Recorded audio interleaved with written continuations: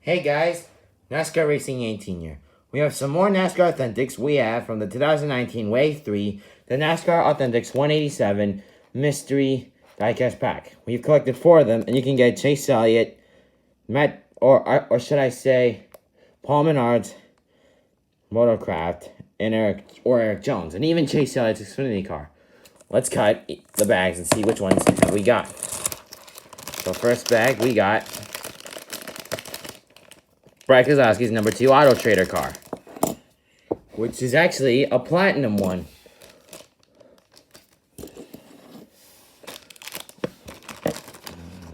Or metallic, I mean, because it's so shiny.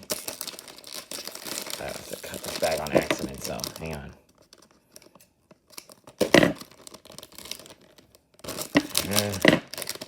Oh. Sorry about it, that's going to take a while. Okay, finally. Made a hole in the opening. We got Ryan Blaney's number 12. Moving on to the third bag. We have Chase Elliott's number 9, Napa Know-How. So I just like to that. And it's catchy, by the way. Then we got the last bag. Another Ryan Blaney's 12. So like I said, 187 cards are smaller. You can get the normal Brad Keselowski or the metallic one, but it can be hard to find.